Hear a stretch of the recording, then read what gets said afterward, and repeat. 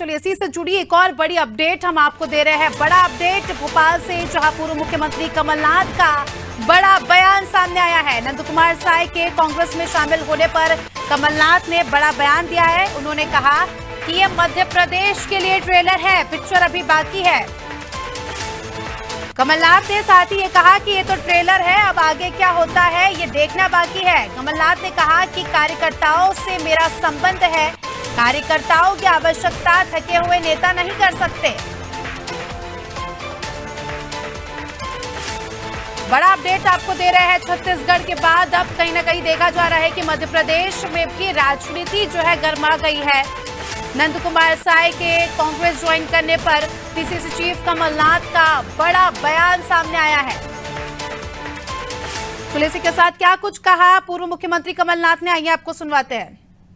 बैठक बुलाई है सर आपने? सर वो तो मैं बुला रहा हूँ, सबकी बुला रहा हूँ। सर छत्तीसगढ़ में बीजेपी में टूट हो गई है। छत्तीसगढ़ के सांसद आदिवासी नेता बीजेपी में शामिल हो रहे हैं। एमपी में क्या आसार है? कई नेता आपके संपर्क में पहले थे, देखते जाइए। नीचे करो रे, ये सब तो ट्रेलर है। हम कार्यकर्ताओं से मेरा संबंध है, कार्यकर्ताओं की आवश्यकता है, नेताओं थके हुए नेताओं की आवश्यकता नहीं। संगठन मंत्रियों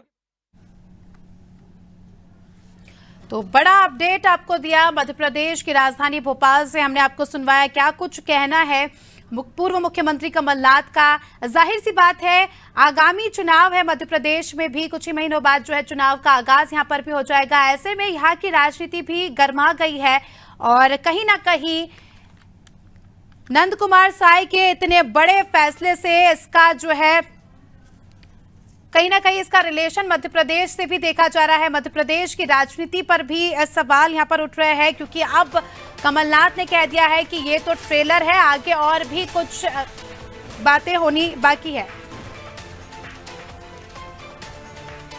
चलिए इसी के साथ इस खबर पे मनोज जी हमारे साथ जुड़ चुके हैं। मनोज जी, भाजपा के बहुत ही कद्दावर नेता नंद कुमार साय जो है कांग्रेस में शामिल हो गए, आदिवासी नेता है, चुनावी साल है, क्या कुछ कहेंगे आप? बीजेपी के लिए एक बड़ा झटका हम कह सकते हैं, क्योंकि एक बड़ा आदिवासी चेहरा था और चूंकि देखते हैं बस्तर जो छत्तीसगढ़ है वो आदिवासी बहुल और अविभाजित मध्य प्रदेश में भी बीजेपी में उनकी काफी महत्वपूर्ण भूमिका थी।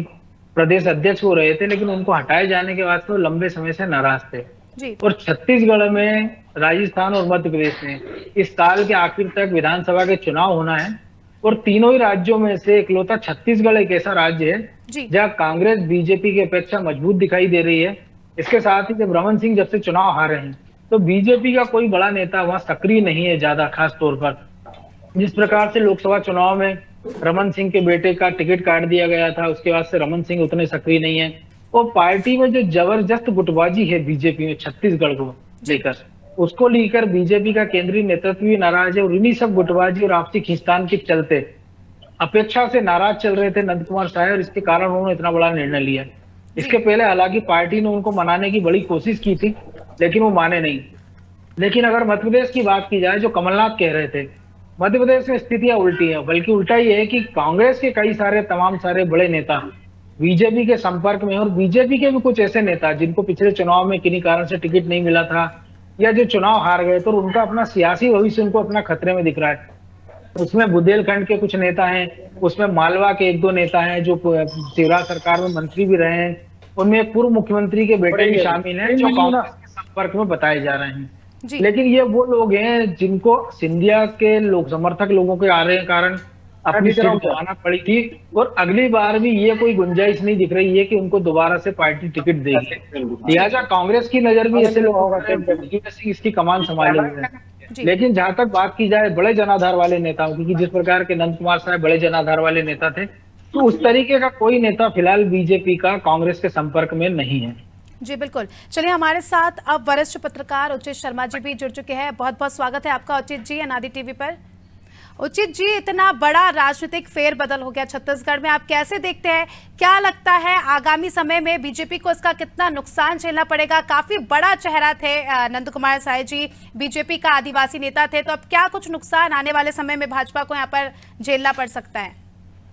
देखिए, भारतीय जनता पार्टी छत्तीसगढ़ में वैसे भी नुकसान में ही चल रही थी। जिस तरीके की जो स्थिति है फिलहाल अभी 14 और 71 की, तो वैसे भी वो तकलीफ में चल रही है भारतीय जनता पार्टी। और अब ये तो भारतीय जनता पार्टी के आदिवासी चेहरा जो कि शुरुआत के दौर से, संघर्ष के दौर से भारतीय जनता पार्टी के साथ थे, वो अब इनसे विमुख होकर जा रहे हैं, तो निश्चित तौर पर बहुत बड़ी छवि है।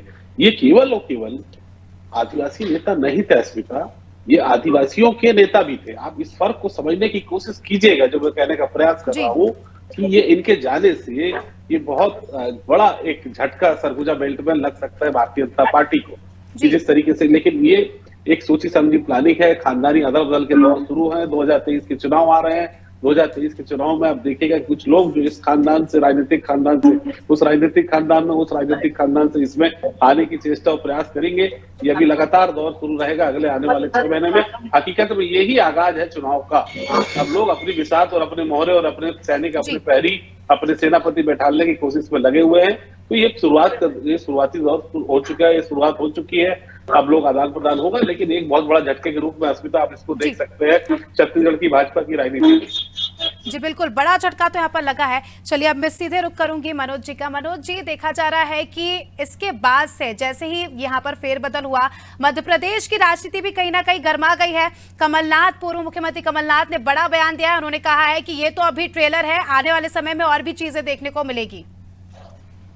देखिए, जो उचित जी कह रहे हैं और मध्य प्रदेश की स्थिति में बड़ा अंतर है, क्योंकि कमलनाथ जो कह रहे हैं, जब याद कीजिए कि जब कांग्रेस को बहुमत नहीं मिला था, लेकिन वो सबसे बड़ी पार्टी बनी थी 2018 में, उस दौरान से कमलनाथ ये लगातार कहते रहे कि बीजेपी के कई सारे विधायक उनके संपर्क में हैं और वो बहुमत हासिल कर लेंगे। बीजेपी के 1-2 विधायक उस समय मुख्यमंत्री आवास में दिखाई भी देते थे, जिनमें शरद कोल हो, नारायण त्रिपाठी हो। लेकिन हुआ उल्टा कि खुद कमलनाथ ने अपने लिए जब उपचुनाव लड़ा तो उन्होंने सेफ सीट चुनी और छिंदवाड़ा से अपने समर्थक को उन्होंने इस्तीफा देकर वहां से चुनाव लड़ा। उसके बाद भी जब सरकार गिर रही थी, तब भी लगातार वो ये कह रहे थे कि बीजेपी के कई सारे नेता उनके संपर्क में, सरकार बच जाएगी। लेकिन उनकी नाक के नीचे से 2 दर्जन के आसपास विधायक निकल गए और सरकार गिर गई थी। उस सरकार गिरने के बाद जो उपचुनाव हुए थे, तब कांग्रेस को अपने लिए कैंडिडेट नहीं मिल रहे थे। उस दौरान भी कांग्रेस ने जो सतीश करवा रहे, उनको ग्वालियर से, बीजेपी से चुनाव हारे तो उनको चुनाव देकर टिकट लड़ाया। इसके साथ ही ग्वालियर से ही महापौर का जब चुनाव लड़ने की बारी आई तो सतीश सक्सेना की पत्नी शोभा सिकरवार पे दाव लगाया। वर्तमान की भी जो स्थिति है उसमें जैसे मैंने पहले भी कहा था कि जिन लोगों के टिकट खतरे में, चाहे वो उम्र का क्राइटेरिया हो, चाहे जो सिंधिया समर्थक लोगों के आने के वास्ते उनका सियासी समीकरण गड़बड़ाया हो, इन सब के चलते ही जो लोग निराश हैं, जिनको टिकट की उम्मीद नहीं है, वो लोग कांग्रेस में जा सकते हैं। लेकिन जो स्थापित बड़े कांग्रेस बीजेपी के नेता हैं, वो फिलहाल बीजेपी नहीं छोड़ रहे हैं। लेकिन उल्टे बीजेपी, चाहे वो अरुण यादव हो, दिग्गज नेता हैं, अजय सिंह हो, विंध्य के बड़े कांग्रेस के नेता है, इन सब पे डोरे डालती रही है समय समय पर। उनमें से कुछ खबरें भी आती हैं कि इन लोगों के बीजेपी से संपर्क चल रहे हैं। जाहिरा तौर पर ये सारे नेता मना करते हैं कि उनका ऐसा किसी पार्टी से संपर्क में नहीं है और वो कांग्रेस में रहेंगे। इसके साथ ही जो ग्वालियर चंबल के जो बड़े नेता हैं, जैसे रामनिवास रावत है, कांग्रेस के कार्यकारी अध्यक्ष, सिंधिया के समर्थक माने जाते थे, लेकिन वो सिंधिया के साथ नहीं गए। लेकिन जिस प्रकार से पार्टी ने उनके साथ व्यवहार हुआ, पहले वो विधानसभा का चुनाव हारे, बाद में लोकसभा का चुनाव हार गए, पार्टी उनकी पूछ परख नहीं हो रही है, वो अपनी पार्टी से नाराज बताए जा रहे हैं। तो ऐसे कई सारे दिग्गज ऐसे नेता हैं जो भले बीजेपी के संपर्क में ना हो, लेकिन बीजेपी प्रयास करेगी कि वो उनसे संपर्क करें और विधानसभा चुनाव के पहले कांग्रेस को मात देने का प्रयास करें। जी बिल्कुल, अब सीधे रुक करूंगी लविंदर का। लविंदर, देखा जा रहा है कि जब साय जी जो है भूपेश बघेल से मिले थे तो उनकी बॉडी लैंग्वेज पे जो है बड़े सवाल यहाँ पर उठे। क्या लगता है उनकी बॉडी लैंग्वेज क्या दर्शा रही थी? क्या वो वाकई खुश थे कांग्रेस में जाने से? जी निश्चित तौर पे ये लगातार हमने शुरुआत में देखा कि लगातार अपनी वो बॉडी लैंग्वेज उनकी काफी अच्छी थी, काफी खुश दिख रहे थे वो। लगातार जो भाजपा में जब वो थे, लगातार मायूस रहते थे, ज्यादा खुश दिखाई नहीं देते थे। जो काम वो करना चाहते थे वो काम करने का उन्हें मौका नहीं मिल रहा था, काफी निराश रहते थे, पार्टी से कटे कटे हुए रहते थे। लेकिन जब आज उन्होंने यहाँ प्रवेश किया, उसके बाद काफी खुश नजर आ रहे, चेहरे की चमक से दिख रहा था कि वो काफी खुश है। एक मन जो हल्का होता है, जो खालीपन रहता है, वो दूर हो गया, और जिसके बाद वो काफी खुश नजर आ रहा था। और भूपेश बघेल के साथ जब वो बैठे थे, मोहन मरकाम भी एक साइड में बैठे थे, तो काफी खुश मिजाज थे, काफी दोनों से हंस के बातें कर रहे थे। तो जो ऐसी तमाम चीजें हैं, जो बॉडी लैंग्वेज काफी चीज दर्शाती है, एक व्यक्तित्व बताता है। लेकिन जब वो यहाँ पहुंचे थे तो उनका व्यक्तित्व ही पूरा अलग था। तो इससे पता चलता है कि वो जो भाजपा में जब वो निराश चल रहे थे, ये इस पार्टी में आगे वो काफी खुश नजर आ रहे हैं। और ये एक पॉजिटिव बात है कांग्रेस के लिए। और वही भाजपा है जो लगातार उनको निराश करके एक दरकिनार कर दिया गया था, जिससे वो काफी निराश होकर उन्होंने जो कल पत्र लिखा, अपने इस्तीफा पत्र लिखा, उसमें वो चीजें दर्शाते हुए उन्होंने कहा कि पार्टी मुझे मेरी सभी करना चाहती है, ऐसी तमाम चीजें हैं जिसको लेकर आज वो जब कांग्रेस में शामिल हुए हैं तो वो काफी खुश नजर आ रहे थे। तो उनकी बॉडी लैंग्वेज काफी पॉजिटिव थी और कांग्रेस भी इसे काफी पॉजिटिव की तरह से ले रही थी। जी, सीधे रुख करूंगी उचित जी का। उचित जी, क्या लगता है अब क्योंकि जो है बीजेपी के बड़े नेता अब कांग्रेस में शामिल हो गए हैं, कांग्रेस को एक बहुत बड़ा प्लस पॉइंट यहां पर मिल गया है आगामी चुनाव के लिए। अब कांग्रेस के आने वाले समय में क्या रणनीति होगी? क्या कांग्रेस नंद कुमार साय को कोई बड़े पद से नवाजेगी? जी बिल्कुल नवाज सकती है, इसी उम्मीद से वो भी है। देखिए, ये नंद कुमार साय जी जो है जिस बेल्ट से आते हैं, सरगुजा बेल्ट से, उस जगह अभी ये अपने आने वाले समय के जो होने वाले नुकसान की भरपाई कर सकते हैं। आप देखिए, टीएस बाबा से बहुत मधुर संबंध नहीं है सीएम साहब के। सत्तर पार्टी के जो अभी मोहन मरकाम जी के भी वो सब्स्टिट्यूट हो सकते हैं। आप देखिए कि सरगुजा बेल्ट से जो है वहां अगर टीएस बाबा कांग्रेस छोड़ते हैं तो आदिवासी वोटरों के लुभाने के लिए, उनका चेहरा बनाने के लिए, सरगुजा बेल्ट संभालने के लिए, होने वाले नुकसान की भरपाई के लिए इनका उपयोग किया जा सकता है सरगुजा क्षेत्र में। उस क्षेत्र में टीएस बाबा प्रमुख रूप से बड़े नेता हैं। उनके आप देखिए संबंध जो रहे हैं सीएम साहब से वो तो मधुर है नहीं। तो ये एक कयास लगाया जा रहा है कि उनके प्रतिस्पर्धा में उनके लेवल के कद का आदमी इनको खड़े करना है सरगुजा में, इसलिए लाने की कोशिश है। वो बात अलग है कि देखिए कि अपने घर के ही बुजुर्ग, कांग्रेस से अपने घर के बुजुर्ग अरविंद नेताम संभल नहीं रहे हैं, वो भी सेम कद के हैं, वो भी इनके पास बैठे हुए हैं। अरविंद नेताम भी 70-72 साल के जिनसे वरिष्ठ कांग्रेसी बैठे हैं, जिनको कांग्रेस ने नोटिस देके रखा है। तो मुझे थोड़ा सा अभी कंफर्ट फील नहीं हो रहा है कहने में कि आदिवासी बहुत कंफर्ट है। चीजें जो मरकाम जी कह रहे थे कि हमारे यहाँ आदिवासियों को बहुत सम्मान है और उनके लिए हम काफी काम कर रहे हैं, वो इधर गौरवान्वित महसूस कर रहे हैं कांग्रेस में आके।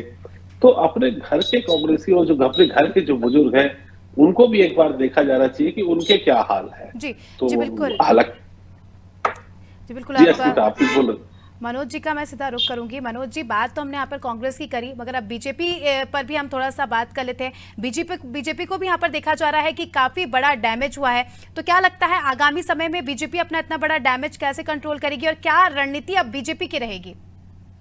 देखिए, जो उचित जी कह रहे हैं कि निश्चित तौर पर अभी पिछले दिनों जो टीएस सिंहदेव भोपाल के दौरे पर थे, जब उनसे बात हुई थी तो उनकी बातों से लग रहा था कि एक प्रकार से तल्खी है और कहीं ना कहीं वो संकेत दे रहे हैं कि पार्टी में उनके और भूपेश बघेल के बीच सब कुछ ठीक नहीं दे रहा है। जब वो भोपाल आए थे तो बाकायदा एक मैसेज आया था कि जो पत्रकार लोग उनसे बात करना चाहते हैं, उसके पहले भी जब वो भोपाल आते रहे तो कई बार उनसे मेरी मुलाकात हुई, मैंने 2 से 3 बार उनका इंटरव्यू भी किया है। तब से लेकर अभी तक परिस्थितियां बदल गई। और जो उचित जी भी कह रहे हैं कि भूपेश बघेल एक काउंटर पार्ट सेव करना चाह रहे हैं सरगुजा बेल्ट में, कि अगर इन्हीं परिस्थितियों में सिंहदेव नाराज होकर चले जाते हैं बीजेपी में या पार्टी नहीं भी छोड़ते हैं लेकिन भूपेश बघेल को नुकसान पहुंचाने की कोशिश करते हैं, तो ऐसे में नंद कुमार साय उनके काफी काम आ सकते हैं। जी। तो यही रणनीति पे मुझे लग रहा है कि कांग्रेस फिलहाल आगे बढ़ रही है और इसी कारण बीजेपी ने अपने पत्ते नहीं खोले। और आज भी जब हमने संपर्क किया था इतने बड़े घटनाक्रम के बाद, तो बीजेपी की ओर से कहा गया था कि उनके तमाम सारे प्रवक्ताओं को पार्टी के निर्देश है कि वो नंद कुमार साय के जाने पर ना चैनल पे बाइट देंगे ना किसी समाचार से किस बारे में बात करेंगे। तो जाहिर सी बात है कि बीजेपी भी कुछ ना कुछ खिचड़ी पका रही होगी और वेट एंड वॉच की स्थिति में है।